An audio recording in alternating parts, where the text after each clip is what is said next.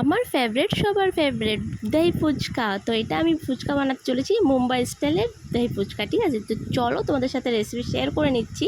প্রথমত আমি ফুচকাটা ভেজে নিয়েছি, তারপর মিষ্টি চাটনি, ঝাল চাটনি, তার কালা লবণের দরকার ছিল, সে পাইনি, তার জন্য ঘরের যে নমকটা হয় ওটা সিম্পল নমক দিয়ে দিয়েছি। তারপরে টমেটো, অনিয়ন অ্যান্ড ধনেপাতা খুব বারিকি কেটে নিয়েছি, তারপরে সেব, তারপর ডালবুট ভাজা, তারপরে এখানটা আমি ফুচকাটা জাস্ট ব্রেক করে ওর ভেতরে আলুটা পুট করে দিয়েছি।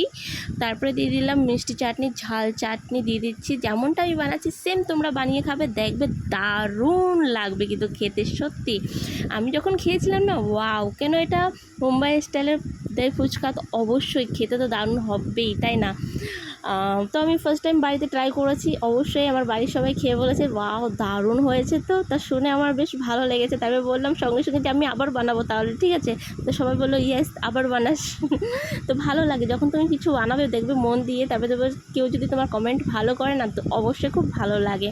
তো অবশ্যই তোমরাও চাইলে আর কি বানাতে পারো বাড়িতে সেম রেসিপি দেখে, তো দেখবে খুব সুন্দর হবে। আর চাটনির রেসিপি যদি তোমাদের দরকার হয় তো আমাকে কমেন্ট করবে, তো আমি অবশ্যই তোমাদের সাথে চাটনিটাও বানানো শেয়ার করব, ঠিক আছে? আমার তো খুব ভালো লাগে, খুবই মানে খুবই ভালো। আর সবাই, ছেলে বলো মেয়ে বলো, সবাই হচ্ছে ফুচকা লাভার, বাট এটা হচ্ছে দই ফুচকা লাভার। আমি খুব বেশি ভালোবাসি আর কি দই ফুচকা খেতে, তার জন্য তোমাদের সাথে শেয়ার করলাম, ঠিক আছে?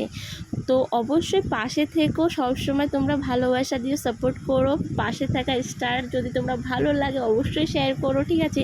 আর তোমাদের সাপোর্ট ছাড়া কিচ্ছুই হয় না, এটা তোমরা সবথেকে বেশি বেটার জানো আর কি। তা আমি চাই কিপ সাপোর্টিং মি।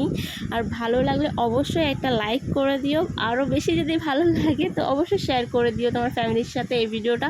তারাও যদি বানিয়ে খেতে পারে মানে এরকম দই ফুচকা, তো ডেফিনেটলি দেখবে যে বলবে যে এই ভিডিওটা সত্যি শেয়ার করে খুব হেল্পফুল করেছিস দই ফুচকা বানাতে।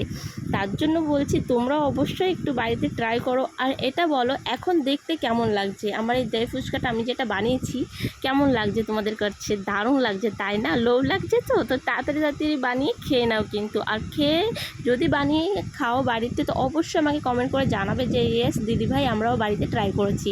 তো টাটা, বাই বাই, ভালো থেকো সবাই।